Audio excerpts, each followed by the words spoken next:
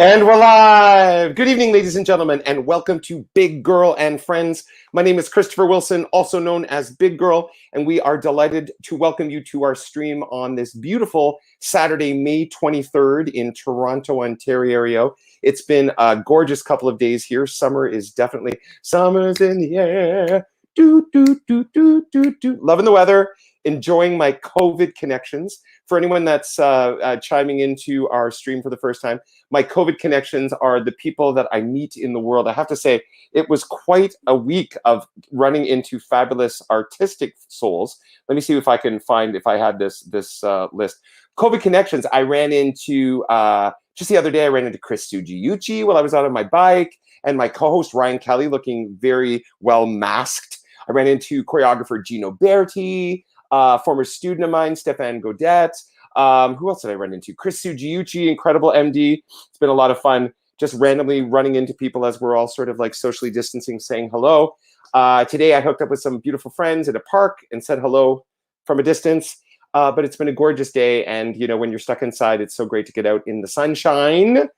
I want to remind everyone that's viewing and who's coming to us for the first time this evening that this has been an ongoing fundraiser for, if I can click on the right tab, for the Actors Fund of Canada, which is afchelps.ca. This is an incredible organization that serves as a lifeline for the artistic community, supporting actors and people behind the scenes as well. It's not just for people in front of the stage and in front of the camera, but for people that work backstage and on the crews of film sets and television sets. This organization supports us when we are struggling at the best of times. And of course, during this COVID crazy, when we're not able to congregate and do what it is that we love, this organization is very vital to us, supporting the artistic community from coast to coast. We are happy to report that thus far we have managed to just overreach $25,000 in earnings. So we're now cresting towards $30,000 in our proceeds, and we are so grateful to all of the generous people that donated throughout the last 9 weeks. 9 weeks! I can hardly believe it's been 9 weeks. But it's been super exciting. And if you are able to contribute to the Actors Fund, we invite you to click on afchelps.ca and go to their Donate Now button. We have staff from the Actors Fund of Canada standing by online to share with us anyone that donates during the stream and shout out your fabulous donations. If you're here for the fabulous frivolity and fun, that's okay too. We are happy to have you here for the end of our 9th week. And I'm excited to welcome back to the stream one of our previous guests and also a previous co-host, a fabulous fella, a friend of mine, an incredible talent, and the artistic director of the Charlottetown Festival in Prince Edward Island. Please welcome back to join me this evening, Mr. Adam Brazier. Hello. Hello. Oh, look at you on those red soiled beaches. Good morning, PI. Yeah. Here we are. That's great. I don't want to show you the depths of my basement. I've been down here so much, I've become a little troglodyte. And wait a minute, so you've become a what? A troglodyte. That's a fancy word. What's a troglodyte? I have no idea, but I think it lives in my basement. Yeah. That's where I am right now. Right. A troglodyte. Love it. Sounds Tolkien, but I don't think it is. It does. It does sound Tolkien. How have things been in Prince Edward Island since last we spoke? Things are great. Everybody here, there's still no cases on the island right now, which is wonderful news. But there's been a real controversy here right now because the province of Prince Edward Island has decided to open up the bridge to cottagers. That's right. Seasonal dwellers. Yeah, and so that has caused a lot of friction here because a lot of people think that that's, risking the safety of the whole island. Yeah. But, I certainly don't envy the politicians, any politicians at this time, because trying to strike that balance between, social safety, economic safety, all of those things is such a challenge.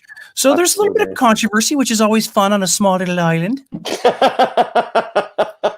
Tell me what's we've been aware of that news that's been happening. What's the status currently locally with regards to like public parks and beach areas? I mean, are public parks currently available to the greater public on the island? Some of them are. some are still closed, but some of them are open. And of course, you're absolutely encouraged to social distance. Of course, yeah. I haven't been to a beach yet. I'm literally have been to 3 places since March 12th. So where have you been? What 3 places have you frequented? What are your local visits? Okay, well, I should say no. I've done the drive-through at Timmy's a few times. Good. Because the kids need their Timbits. But absolutely. I went to the first place I went to, and it was like 2 weeks ago, was Walmart. Like, way to break my cherry on that one.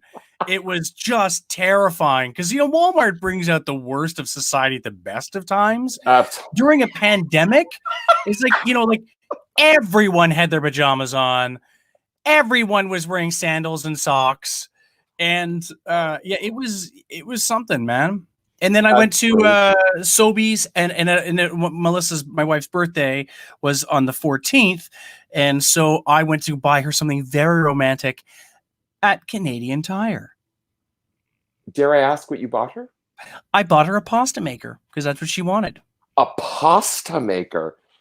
I love that. That almost has like not pasta, a pasta maker. And let me just say this. This is why, you see, there's a lot of silver linings in this pandemic. Here's one of them. Sure, I went to Canadian Tire and I bought my wife, a pasta maker. It doesn't seem like much, but I risked my life when I did it. By the way, the fabulous talented Tara McLean said, a troglodyte is a person who lives in a cave. Yeah.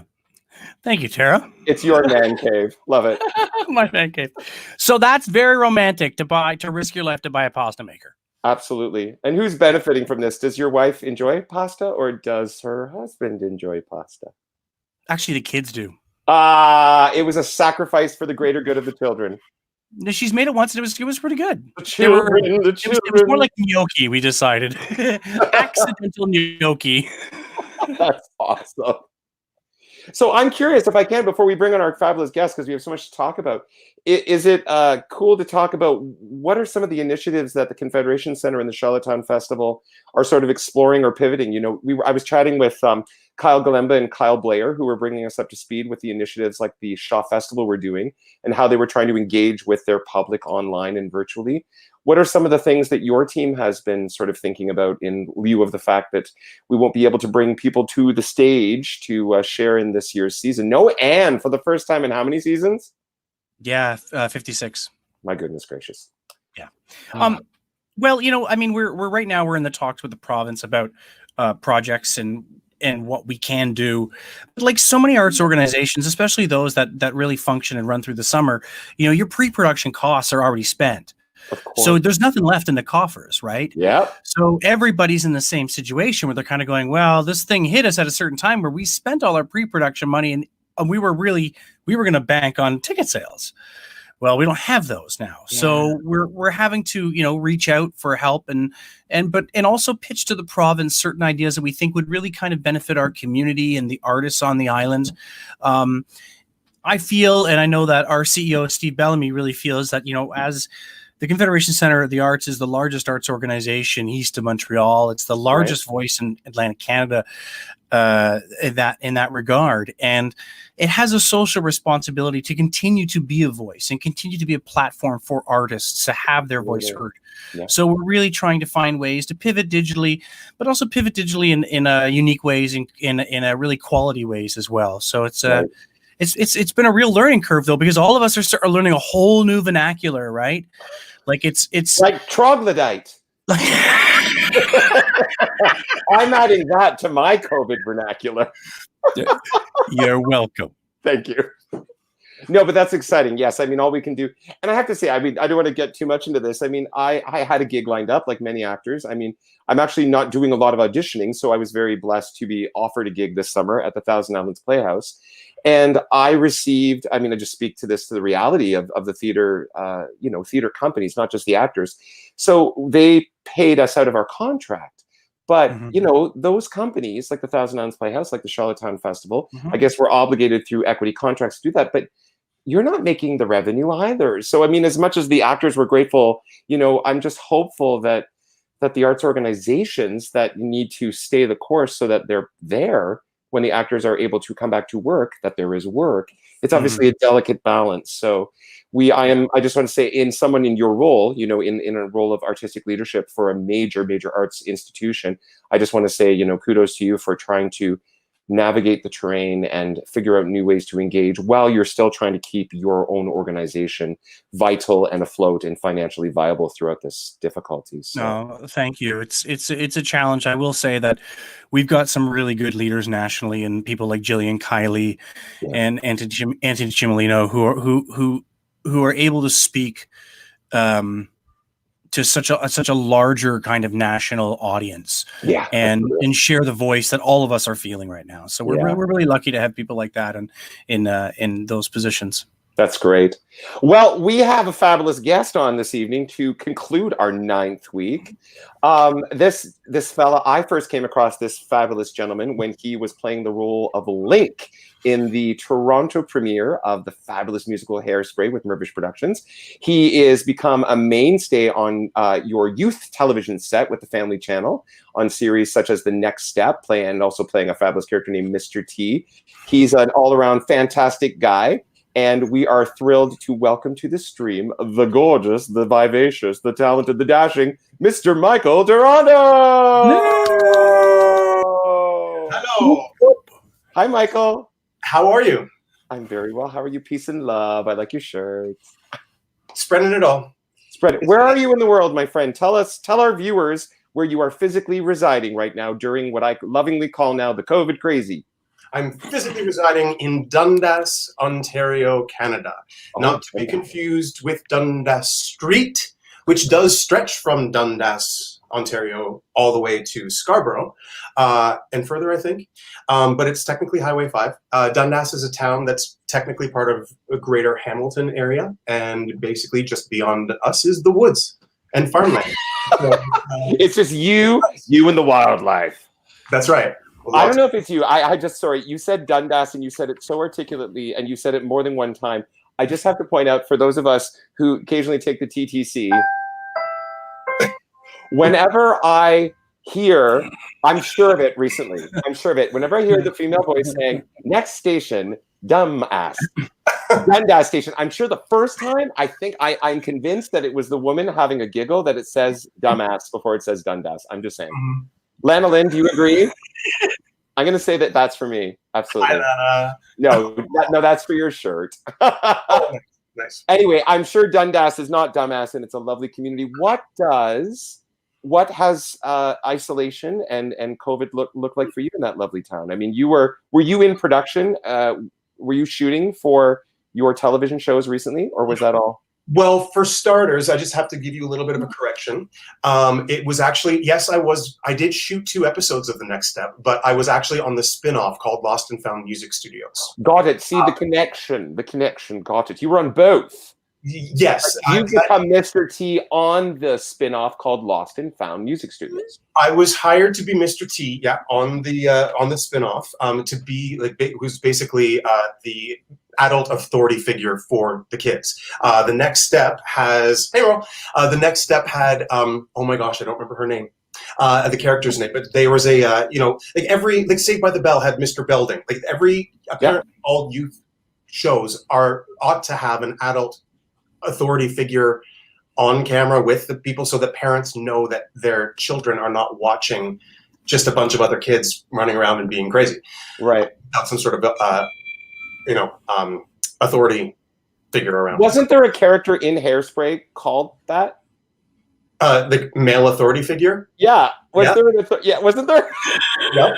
I don't know why that came to me. I was like, we were just talking about Hairspray. And I'm like, wait a minute. Actually, wasn't that like a title character name? Yeah. And female authority figure. That was Charlotte Moore. Charlotte Moore. Yeah. That's great. She's always the female authority figure. She doesn't even need to be in the play. No. And Charlotte Moore is the female authority figure. It's true. We yes, absolutely. So tell us what's been life like there in that beautiful small town. What have you been doing?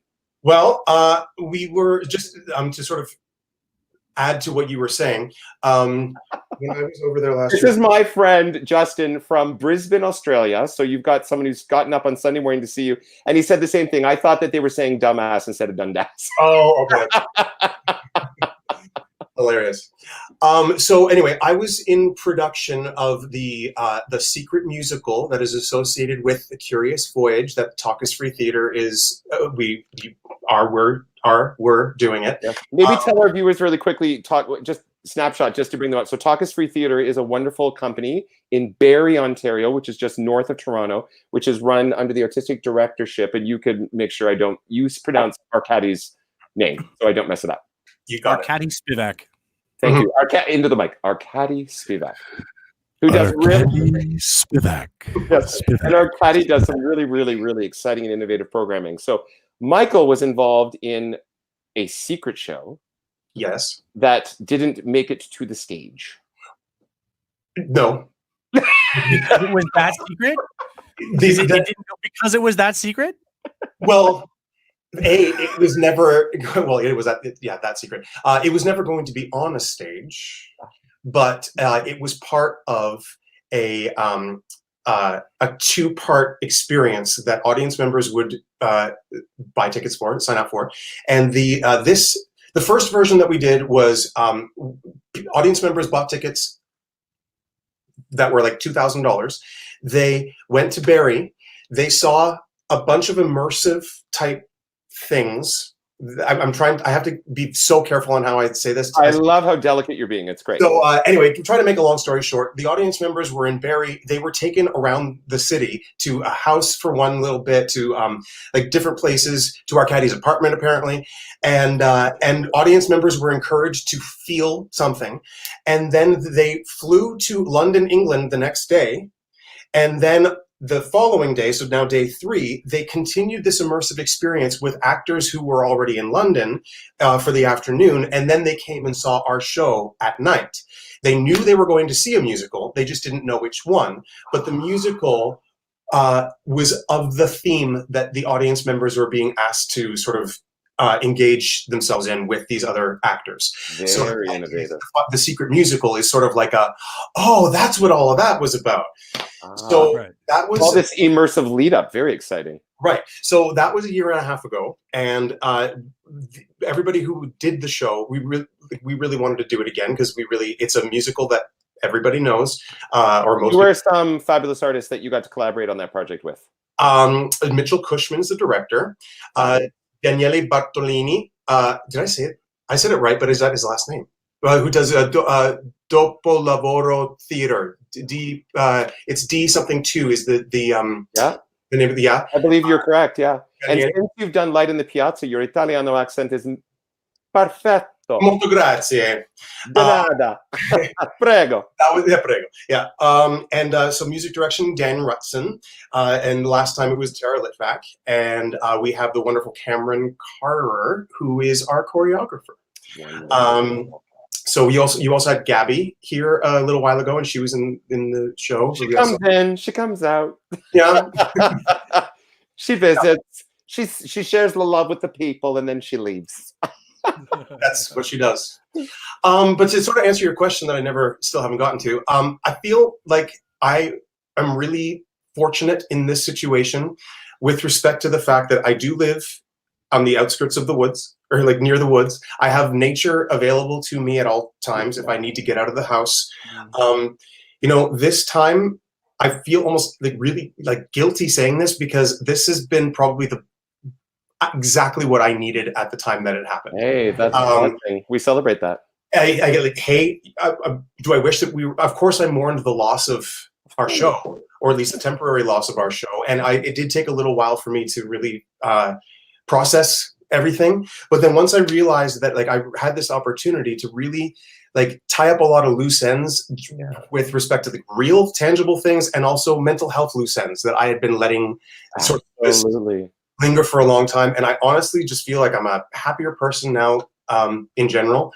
Hey, when the CERB runs out, that everything might change. We'll see, but and that's a blessing, Michael, because obviously a lot of people. I think it's so great to speak authentically and represent both sides of the experience that people have been having within this unprecedented. I used to hate saying that word, but it's the most, the most appropriate term for what it is that we've been experiencing. But it's great, for some people it has induced mental health challenges, and I'm thrilled to hear that it's also provided space for you just to be present to you. I think that's fantastic. There's nothing to feel guilty about. That's awesome. I know you know what I mean, though. It's just when you're sitting and and you just hear the stories about people in our business who are sick. Everything about Nick Cordero, for example, or just who have family members they've lost and all that stuff. And I'm sitting here thinking, anyway, that's where you just sort of feel the guilt. But I do it's important, I think, also to we could talk for hours about mental health in general and how it's important to talk about things. But I think it is important to be able to say that I've benefited in ways from that. That's beautiful. I'm going to interrupt very briefly. I guess it's a family member. They have the same last name. A wonderful donation for $25 from Lawrence, Toronto. That would be my papa. Hello, Michael's dad. Thank you for the first donation of this evening.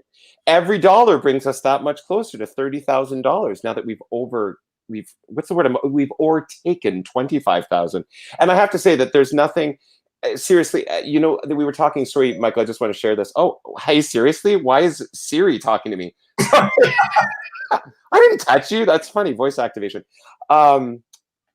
We talked about flattening the curve because we didn't want to overwhelm the healthcare system, which is very legit. But an organization like the AFC has been overwhelmed because the artistic community has all been, pummeled into a scenario of non-employment. So that's why it's so imperative to have these ongoing, initiatives. So Big Girl and Friends certainly was initiated first and foremost as a community building opportunity, a time to share some joy and some honesty, during this time. But it's also a very, very, very important ongoing fundraiser for a very important organization, which will need your ongoing support because day to day, they have a very small team and a lot of monies are being asked by a lot of artists. So we thank you for your support. So are you in isolation on your own in that fabulous house, or are you who are you with? Live with my partner, Matt. Lovely. And, Mathieu is how we actually say his name. It's Mathieu. It's a Slovak name. It's spelled Matej, but it's not just Mate. It's Matej. Like you have to. There's a y to it. There's a little bit of a y to it. Yeah. We went to Europe. Fortunate enough to get the chance to travel. In late December, I went actually for my birthday. We went to Europe and spent a month there and spent Christmas in Slovakia with his family and got to see a whole bunch of different things. But my God, and then I come back and all hell breaks loose and no one's going to travel again. Gavin and I were supposed to go to Spain to visit Lisa Kish a month ago.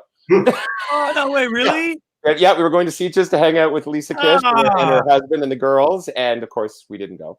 Mm-hmm. But I am enjoying Lisa Kish making all of her fabulous clothing and posing in front of fabulous doors, so that's great. What has been, before we get you to share your dulcet tones with us, what has been something that has brought you and Matt joy during this time? How have you guys been keeping yourself engaged and buoyant, or otherwise just busy?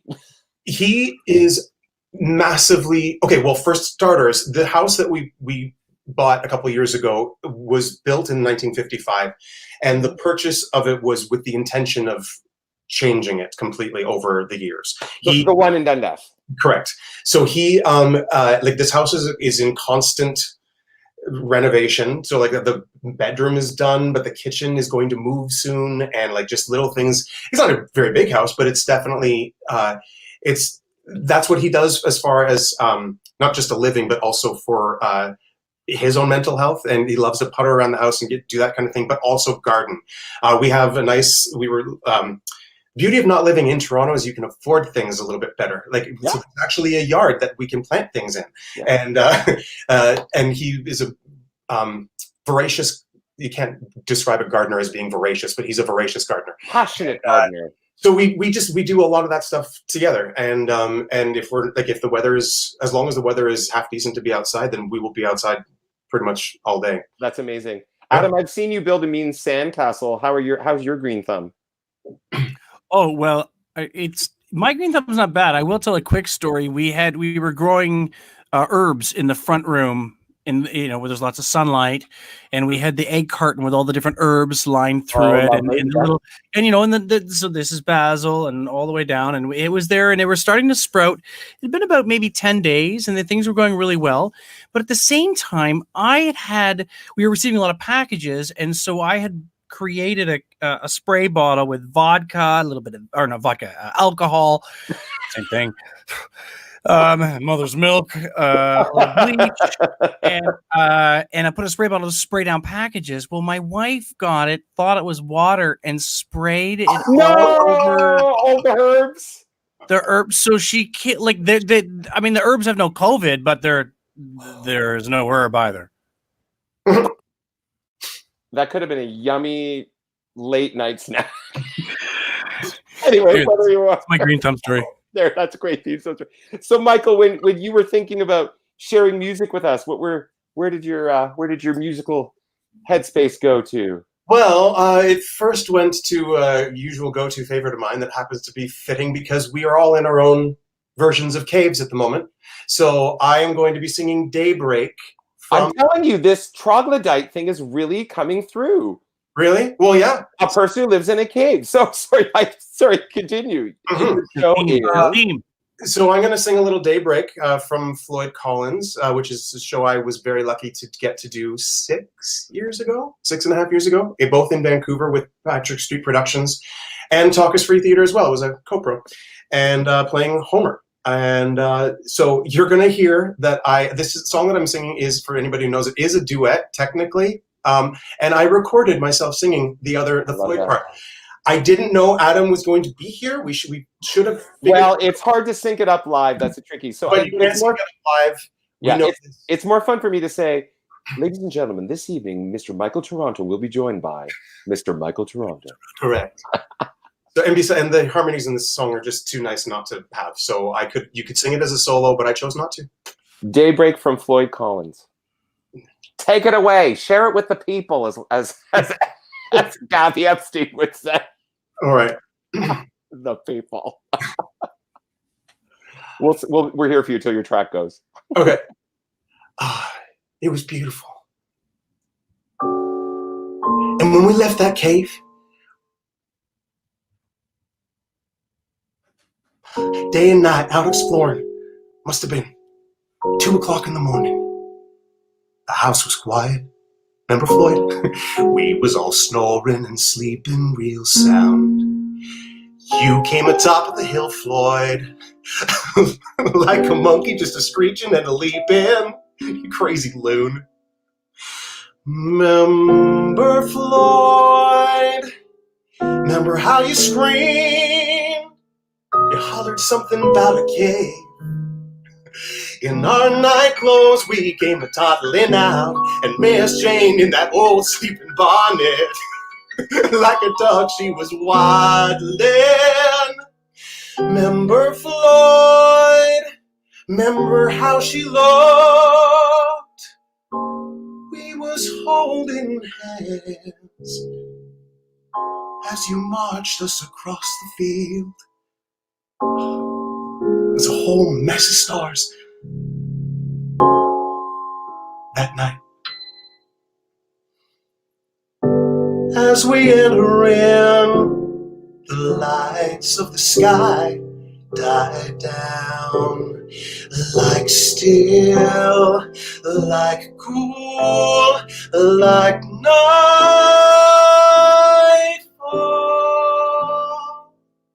We have each other's hands, we have what we can picture. That's all we need to pass the time.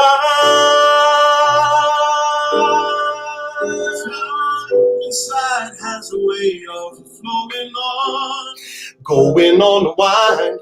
You take itself or die.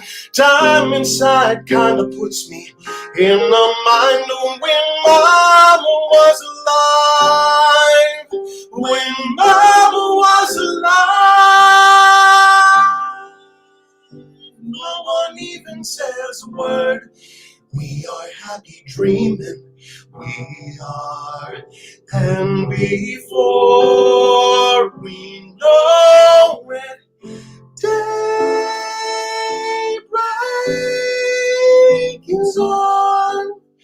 That's how it's gonna be, that I promise. Long as you remember that from nightfall to daybreak, from sundown to dawn, I'm staying here.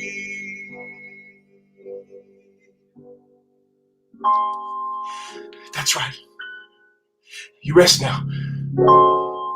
Your baby brother's gonna get you through the night.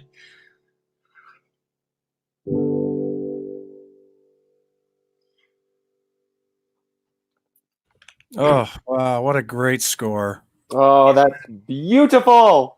Thank you. And I particularly enjoyed the duet with Mr. Michael Toronto. Who's that guy? Who is that guy?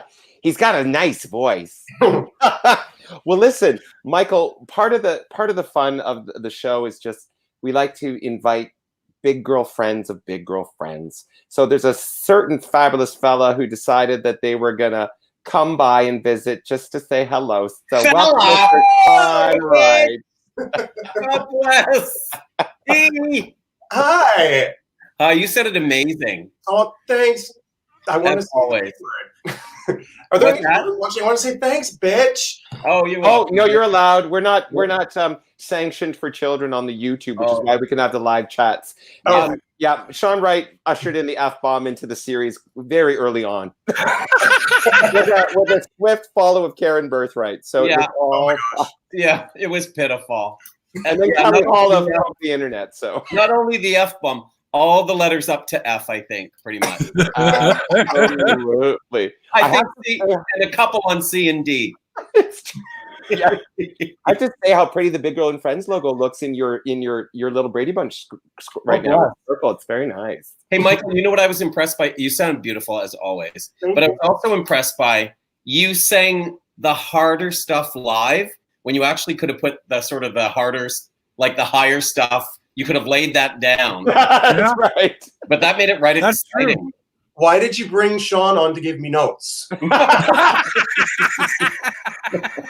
Like, No, I'm saying he's vying to succeed Adam as the artistic director of the Charlottetown Festival. I'm So- saying you made it even more exciting by singing something so tricky so beautifully. well, Yeah, thank I you. agree. Yeah. So, Sean, how did you when did you first? I mean, you've encountered everyone in the business, Sean, right? So, God. when did you My first mom was. encounter the magic known as Michael Toronto? Well, I remember Michael joined the U.S. tour of Mamma Mia in, was it Boston, Michael? It was I learned the show in Detroit, and I first Okay. appeared on stage in Philadelphia.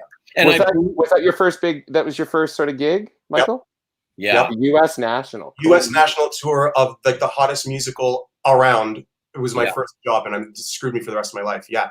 Yeah. Yeah. What was really cool was that. Screwed both of them too, so don't worry about it. You know. In line.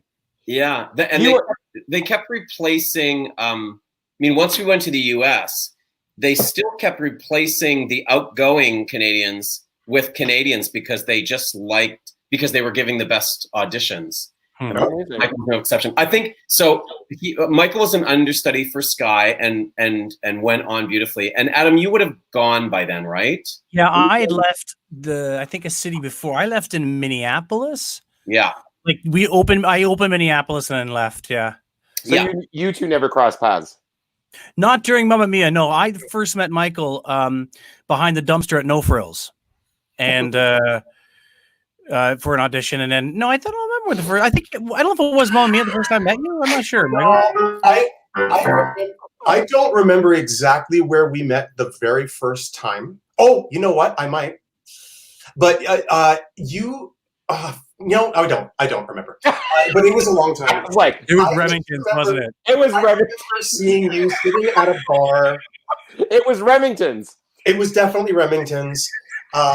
I saw you. I can picture having met you, but just so you all know, Adam and I have never. The Charlottetown this past summer was the first time we technically worked together, but we'd never appeared on stage together. No. Yeah. No. So did you take him under your tour wing and teach him the ropes, Sean Wright? Did you teach him everything he knew on the tour of the Mamma Mia? Well, unfortunately, I think the first place we brought him to was Remington's, and then Mr. Karen Nathaniel Birthright was performing. And then I think, like, by the second song, which was, I think it's Raining Men, he had money shot. And by he, I mean Karen Nathaniel Birthright. Anyway, Karen and Michael and I finished the tour of Mamma Mia on the same day. So we had our big going away party at the same time. Oh, wow. He was also okay. Yeah. So the three men of the senior of the company left together. But yes, but I was always just bowled over by Michael's talent. And also, I just thought, this guy's in it for the right reason, too, because he was always so grateful and so happy to be there. And we rehearsed a lot together, too, because I was covering Sam and he was covering Sky. I'm just wondering if we ever went on the same day. Probably. I don't know. I don't remember. I didn't go on that much for Sky. In the end, that was Ryan Silverman at that point. Well, for the first half. And then I can't even think of the guy's name for the second year that I was. Karen Nathaniel Birthright. It's like Adolf Elizabeth Hitler. Karen Nathaniel Birthright. Yeah. What? Well, Michael, listen, I directed Michael last year as Sam in Mamma Mia. Mm-hmm. And this so Mamma Mia is the gift that keeps giving. Oh, yeah, right? So, oh my God. Michael, how many times have you done the show now? I have not quite hit 1,000 performances, but I am in the 950-something range of performances. Okay. And how many different productions? 3, 4, if you count the fact. Like, how does London count? Does London count as its own production? Well, it's a co-pro, not really. Okay. So, I mean, on the tour, obviously, and then I did Vancouver, and then a couple summers ago, and as Sam, and then Charlottetown. Well, London, then Charlottetown. Yeah. And you were a wonderful Sam. Sean's done way more than I have. Me? Oh, yeah. No, I don't think so. Well, you'd have to have, because when I joined the tour, I did 788 performances on tour, and you had already been doing the show. Oh, I was using back then. I can't keep track of that. Michael, having never met the likes of Sean Wright, and of course not having yet met Adam. So what was your first experience or impression of Sean Wright when you joined the tour? Oh, bless. I cannot say that I exactly remember. But I do remember. Adam's lost us. He'll come back to us. I'll come back. It was. I learned a lot about permissible comedy and what's permissible backstage and not backstage sometimes. Hey, Tanya. We did community theater together at Orpheus Musical Theater Society. So that's really sweet. Nice. Anyway, but Sean, I never, it was hard to really understand Miss Sean Wright. But I will say, just to make this all hokey for a moment, that Sean was the first person I came out to. Wow. Because even with all the shenanigans that Miss Wright, he's got a heart of friggin' gold and will be there for you if you need him. And he was the most appropriate person, I thought, at the time, and he gave me some of the best advice. Isn't that gorgeous? Thank you. Yeah, I remember exactly when that was. That was in Chicago. We were at a party, and it was in that building where we were invited to this weird party. It was really high up and had great views. Anyway, that's all I remember about that. Yeah, that's true. Yeah. Oh, thank you for sharing that. Yeah. I want to follow up that beautifulness, a beautiful donation from Adam's mother, Miss Bonnie Brazier, for $50, and from our caddy, who donated $100 on behalf of Talk Is Free Theater. Thank you very much, our caddy. It's coming out of my next paycheck. Yes, or oh, I see you worked for our caddy before. Horrible. Oh, Just that's amazing. And what was your first impression of Michael, Sean, when he joined the tour? This fresh, young face. Just the sweetest, most sincere person. And then we were all blown away by his voice when he sang. And I knew back then too, I thought this guy's in it for the long haul. He's going to have a great career. I knew it then. And so he has. But you know what? And I'm just going to make this even more annoying because, Sean, it's probably thanks to you in some ways that I have stuck through it, because you told me that I would have a career. Yeah. That makes any sense. Oh, that's good. No, it does. Because I read something that you put on your bio. Did you not say that you would actually audition for Mamma Mia? Because you're from Ottawa, correct? Yep. And you went to university. Yes. But it wasn't specifically for performing arts on the onset, correct? That's right. I started out with, I entered into a biotechnology program. It was a combined biochemistry and chemical engineering program. But that is when I first started involved. Well, I was in memory of that. You are caddy. In memory of my career, maybe. I just had a stroke. Sorry. Back to you, Michael. That is so funny. What was I even talking about? So you were in a science program. So, but it was all I didn't start getting into any of this until my last year of high school. My last year of high school was my first musical ever. It was Joseph, and I played Joseph. And then I knew that I wanted to figure out, what is this thing that I'm doing with this singing stuff? I might actually be okay at it. So I eventually started taking lessons as I started university, and I also started doing community theater with the Orpheus Musical Theater Society, where I did 5 shows. They are the longest running amateur musical theater group in North America. They've been around since like 1900 something. And Alanis Morissette performed with them at some point. And one of the famous Michaels, I forget which one, like Burgess or something, was there as well. And some other famous people. But anyway, the point is that their productions that they do with Orpheus are, I'm not kidding, top notch. The budgets are huge, like huge budgets. The costumes are always amazing. We did them at Centrepoint Theatre in Ottawa. It was a 1,000-seat theater. It was great. And my first production, was this an unintended segue? My first production with Orpheus Musical Theatre Society was The Secret Garden, in which I played the role of Lieutenant Shaw. Tanya, is that the actual, is it Tanya as opposed to Tanya? Yes. Yeah, I think. And yeah. well, I've got Tanya. Tanya graciously donated $100. Oh my God. And the AFC has allowed us to claim her donation from earlier in the week for tonight's show. Because you're a friend of Michael's and you're on the stream. So thank you, Tanya. Thank you. And yes, 1906, that's what it was. Amazing. Yeah. So so the segue is because the next sharing of music has to be is from The Secret Garden. That's correct. Oh, that's amazing. But before you go there, so you had shared, I just want to capitalize on this beautiful sharing you did that Sean had encouraged you that yes, in fact, you did have the ability, because I think you wrote in a bio. So you started training, and I knew your voice teacher in Ottawa, and you had auditioned many auditions. You said for Mamma Mia, and you weren't successful. And you had said in your bio that you had a prominent casting agent say that this business was potentially not for you. That is correct. You don't have to name the casting agent, but hey, you know what? At the time, it was probably like. It was a great slap in the face because I knew that the further auditions for the show, I just made sure I did better. Well, that's an amazing thing. Rather than get dissuaded or discouraged, you actually took it, I think your own words, you took the note and just dug deeper. Right, exactly. Which is obviously a testament to how passionate you were about it, which is fantastic. And then it was like, and several years later, it was when like Sean and I I've been very lucky to work with Sean several times now.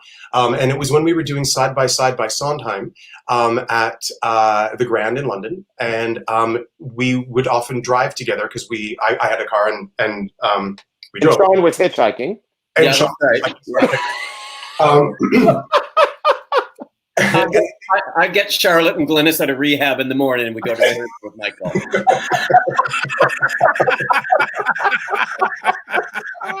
Get him on the day pass. Oh my God! Yes, it was with Charlotte Moore and Glynis Randy. Anyway, continue with it. But I was like about 30 at the time, and Sean did say me. I remember exactly how you worded it, Sean. But the advice that you gave was about the fact that like.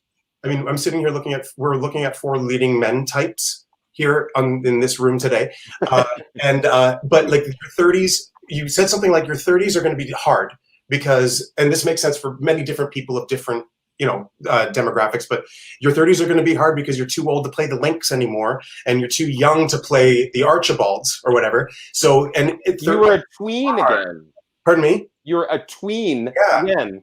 You're a tween again, and I mean, I got really lucky with again, like people like Talk Is Free Theater, for example, hiring me to do Homer, who should be like 22, but I was 36, and other roles that I probably shouldn't have played at the age that I played them. Like again, like Light in the Piazza, I probably did a little late. I was lucky to do that with not just Jeff Lillicoe in Toronto, but also with Louis Rossetti in Calgary. But apart from that, it's like waiting for 40 to come so that I can finally like let the gray come out and get into this new world of it from Sean and me. Let the gray come out. Let it come out. Yeah. I'm waiting for Matthew. I'm just jonesing for Matthew Cuthbert. Yeah.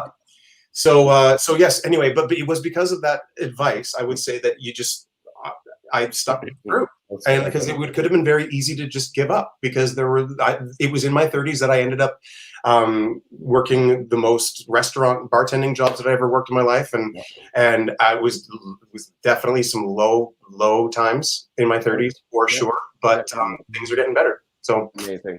Sing for us, Louise. Okay, fine. And Sean, because it's so much fun having you. Your friend in Brisbane. Yes. Thank you for the comment. It's unfortunate because I was just in Australia doing a play. I was just in Australia in Adelaide at the Adelaide Fringe this past year doing a play. So another time. You missed him. Missed. But okay, so yes, I'm going to sing just one of my favorite songs that I like to sing. It's from the first community musical I ever did. And it's A Bit of Earth from Wait, and we can connect this to your Green Thumb. That's right. And Adam's and Not His Wife's. And when we sing the end, exactly. You sing the end, and then it's good. All I'm going to think of is your herbs in your window. Vodka Death. Anyway, A Bit of Earth. Take it away, Michael. A bit of earth. She wants a little bit of earth. She'll plant some seeds.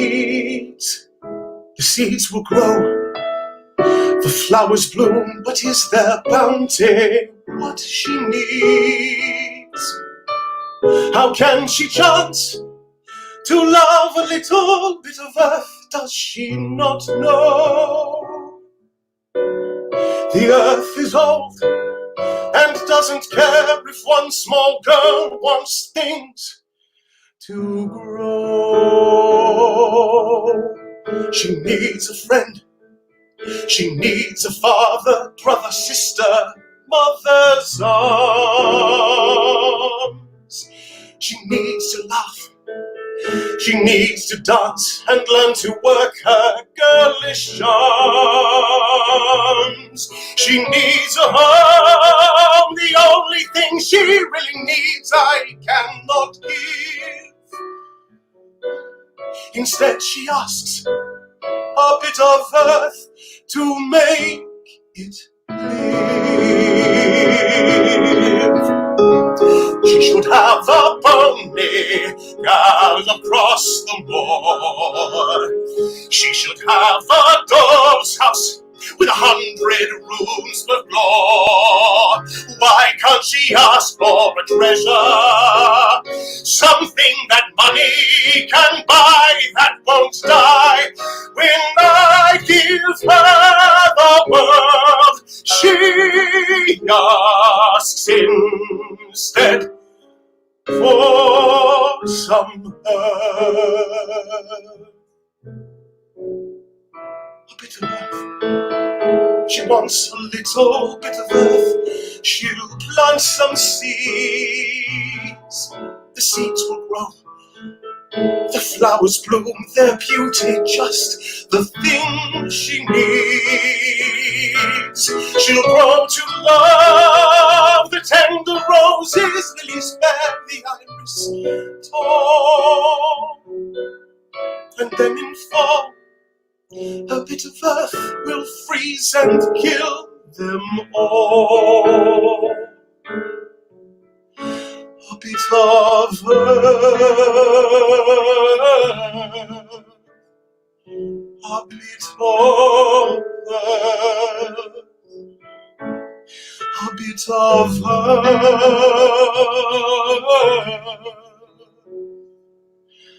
A bit of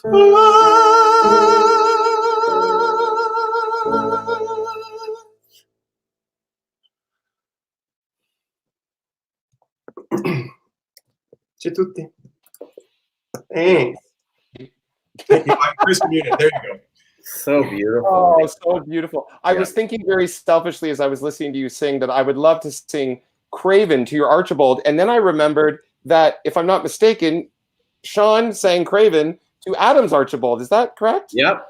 See? That's right. It's all coming up. Yeah. Yeah. I didn't see that. I would have loved a lovely presentation with that was gorgeous. Yeah.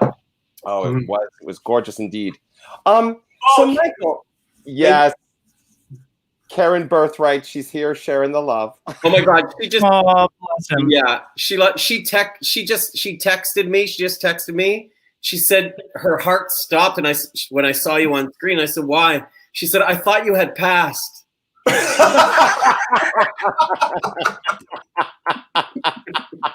Meaning me. Oh my God. So, Michael, I wanted to ask you. You have had, I know I can't speak for Adam. Adam, has film and TV been much in your career journey?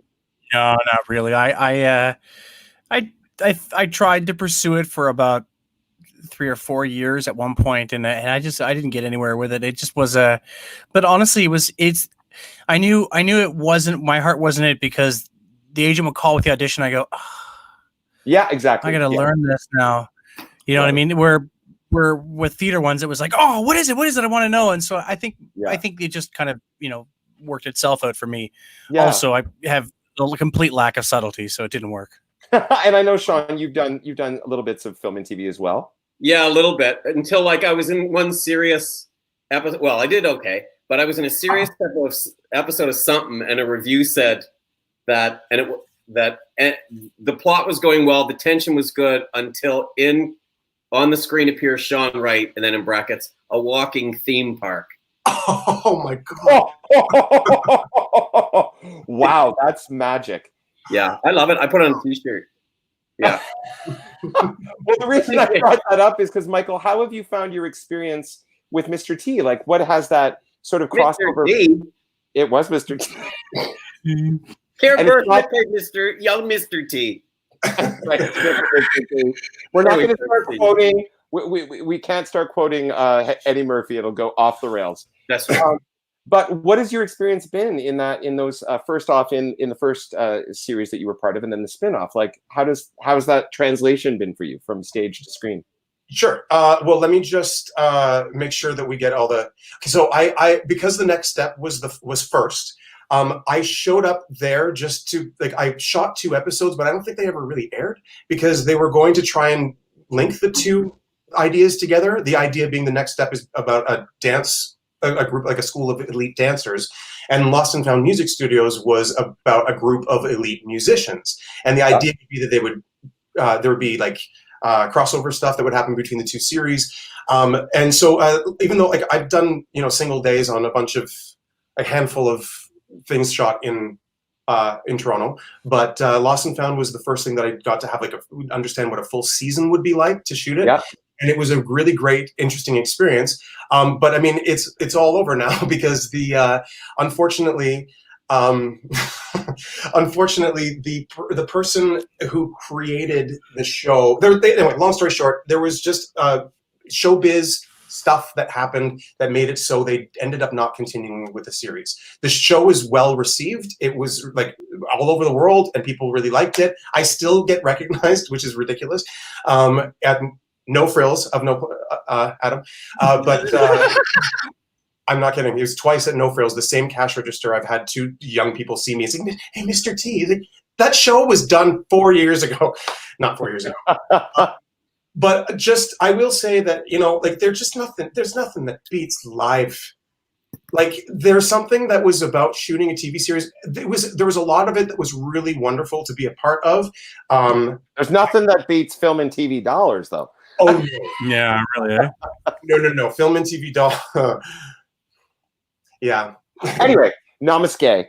Anyway. Namaste. You did well with commercials too, Michael. That your Air Canada ad was really. Oh yeah, right. Talk about that Air Canada ad. Every time I get on a plane. And you taught that with his. You filmed that with his loveliness from Nova Scotia. Byron. No, yeah, Barrett. no. Barrett. Sorry, Barrett. Yeah. Yeah, that's right. You and Barrett. Awesome. Yeah. A lovely, the first same-sex featured couple in a safety video for Air Canada. Correct. Yeah. And so lovely. I was on an Air Canada flight. It's still going. It is still going. But when we were in Charlottetown last summer, do you guys remember when Sarah Vance showed up, for example, and there were some other people who came? Sarah seems to think that they were shooting a replacement for my video. Oh, really? I don't know how to feel about that. The nerve! How very dare them! I just don't know how to feel about. Do I want to know?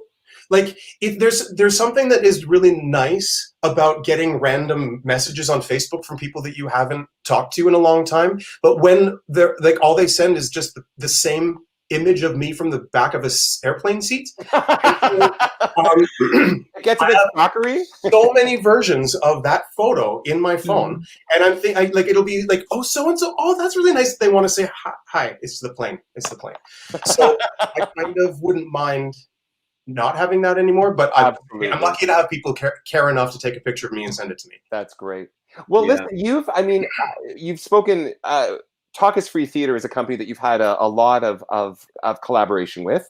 Correct. As an actor, and most recently also, because I remember you connected with me after Urinetown. You recently you ventured into directing, and you directed a concert version of Into the Woods. That's correct. And that's exciting. One thing I love about Arkady is that he's very much about building ensemble from watching it from the outside, and many people within the ensemble have done many different things. I'm thinking about just so many different ways of collaborating.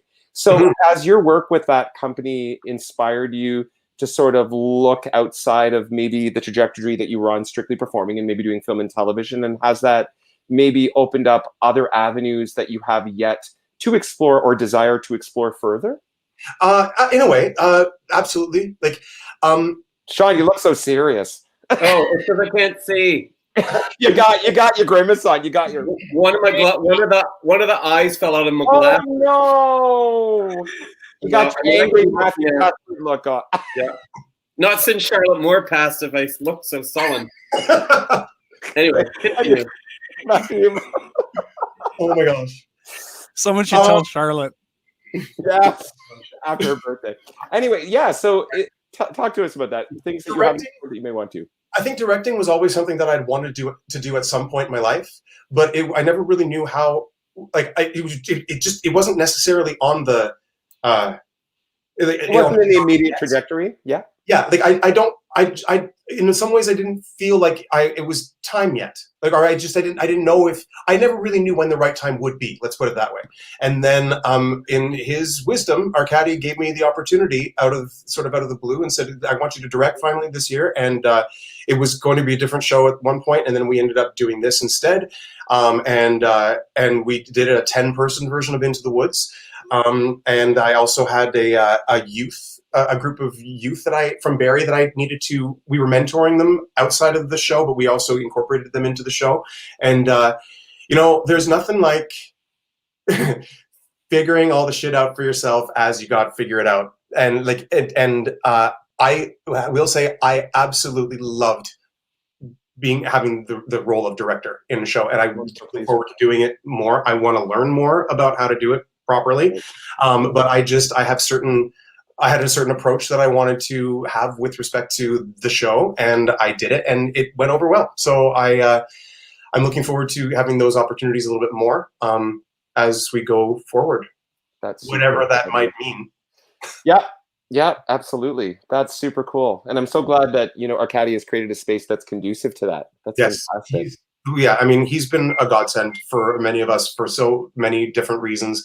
But I just absolutely adore, just like you were saying, the fact that we all get to do all sorts of different things, and you get to expand, and it just gives you so many more options as far as like what are the tricks in your toolbox for like. Absolutely.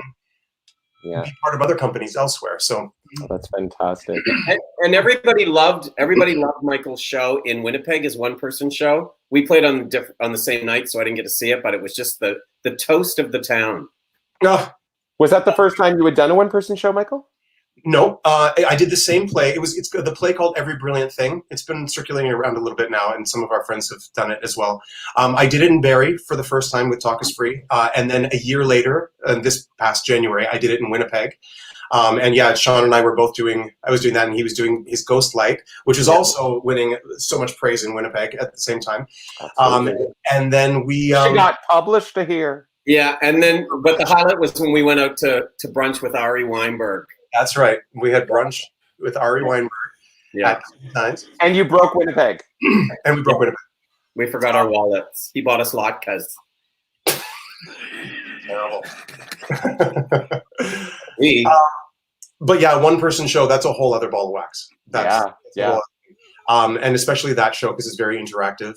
Yeah. And that's the show that I went and did in Australia. And it was very different because in Winnipeg, we did it in the Tom Henry warehouse that seats about 200 people in a proper proscenium arrangement. Yeah. And when I did it in Australia, I did it in a living room, like someone's living room, with about 40 people sitting right at on my lap, basically. So it was a very different experience, but it's been a couple of very rewarding years, I have to say, between directing and doing a one-person show, and definitely because of this too.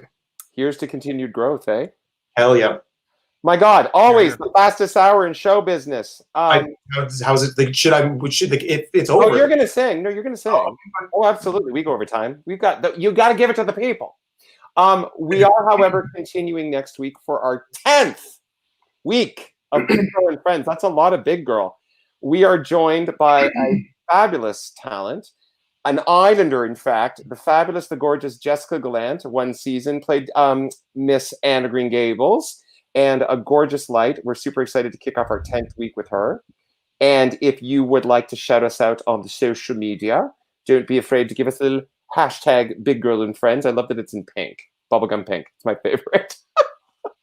Michael, we're just so thrilled that you were willing to take the time to share your authentic stories with us and share some heartfelt moments and be a goofball like these two hot messes right here.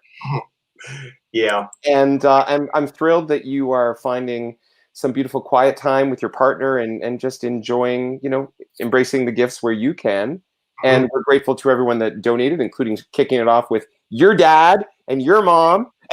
So all the family love. And as I said, anyone, if you can give to the AFC helps. If you can't do it tonight, do it tomorrow or do it whenever you can. And if you want to connect it to our show, just put Big Girl and Friends in the notes and we would happily include your donation in our ongoing total. Anything before you sing you want to impart to your people before you sing for us, my love? Everybody just stay the heck well. Yeah. Most importantly, your mental well. Just look after your mental health. It's more important than anything. I miss you too, Lana. We did Blythe Festival many years ago. Lana is joining us a week tonight. She's going to be amazing. She's going to be our next Saturday special. Oh, I can't wait. She's firecracker. I love her. Hey, Christy. So I can't wait. So yeah, just stay well. Look after your brains and your mental health as much as you're looking after your physical health, and that I think is the most important in this time now. So I'm going to sing. My last song is going to be from another connection. I did a show that you may have heard of called The Last 5 Years with somebody that both of the other gentlemen know very well, Miss Tina Madigan. She was my Kathy. And we did that in Newfoundland. It was my first time in Newfoundland, and it was directed by Keith Pike. And it was... And Wayne was our music director. Wade Tarling, that's what it was. And for anyone's local to Toronto, Keith Pike is twin brother to Craig Pike of Craig Cookies fame. Correct. And so I just chose to do this song. I'm gonna do this song, and I might have to music. I might just briefly. Your second, your Floyd Collins track was beautifully. Go for it. We were going to do that. I'm sorry. Thank you very much to Scott Christian, who played that for me and recorded that for me as well. And then A Bit of Earth was provided to me by you. That's right. I don't know who played that, though. From the interweb. And who's the hack playing this song that you're going to sing? I don't know if anybody's heard of this sort of up-and-comer piano player, Jason Robert Brown. Okay. So Jason Robert Brown is playing the part. Awesome. Take it away, fellas. We'll come back. We'll roll the credits, and then we'll take a family photo. The stream is yours, all right. Michael. Okay. Here we are. Did I just hear an alarm start ringing? Did I see sirens go flying past? Though I'm afraid of what tomorrow's bringing, I've got a singular impression things are moving too fast. I'm gliding smooth as a figure skater. I'm riding hot as a rocket will last. I just expected it 10 years later. I've got a singular impression things are moving too fast. But you say, oh no, step on the brakes, do whatever it takes, but stop this train. Slow, slow, the lights turning red. But I say, no, whatever I do, I barrel on through and I don't complain no matter what I try. I'm flying full speed ahead. I'm never worried to walk the wire. I don't do anything just half-assed. But with the stakes getting somewhat higher, I got a singular impression things are moving too fast. I found a woman I love, and I found an agent who loves me. Things might get bumpy, but some people analyze every detail. Some people stall when they can't see the trail. Some people freeze out of fear that they'll fail. But I keep rolling on. Some people can't get success with their art. Some people never feel love in their heart. Some people can't tell the two things apart. But I keep rolling on. Oh, maybe I can follow through. Oh, what else am I supposed to do? I dreamed of riding like the high and mighty. Now I'm the subject of a bidding war. I met my personal Aphrodite. I'm doing things I never dreamed of before. We start to take the next step together. Found an apartment on 73rd. The Atlantic Monthly's printing my first chapter. $2,000 without rewriting one word. I left Columbia and I don't regret it. I wrote a book and Sunny Maids read it. My heart's been stolen, my ego's swollen. I just keep rolling on.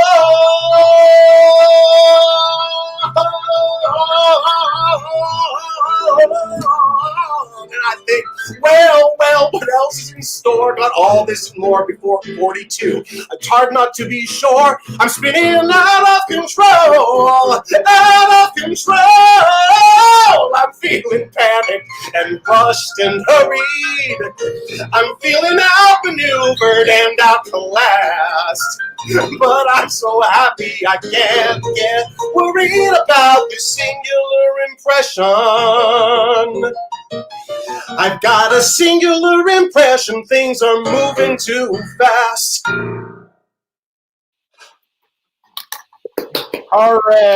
Hooray! Beautiful. Wonderful. I was going to put the spin at a different part, and I forgot, and I knocked over a speaker. Adam. Oh, my God. That's what you get when you don't. Never hire me to choreograph. Oh, that was fantastic. Michael, thank you. Thank you for concluding our 9th week with such heart and gorgeous voice. And that was so much fun. So it was so much fun. Thank you so much for having me. Glad. Absolute pleasure. Thank you for our donors. And you guys for popping in. Yes, thank you for the donors. Thank you, Sean, for being here. Thank you, Adam, for being here. My God, that's real nice. Well, you three fellows stay put. We'll take a little family photo. Everyone else, have a wonderful Sunday. We will see you on Monday at 7 o'clock in Toronto time with the fabulous Jessica Gallant. And until then, stay safe, stay positive, and be well. Good night. A time like none we've had in the past. Stuck in your home, how long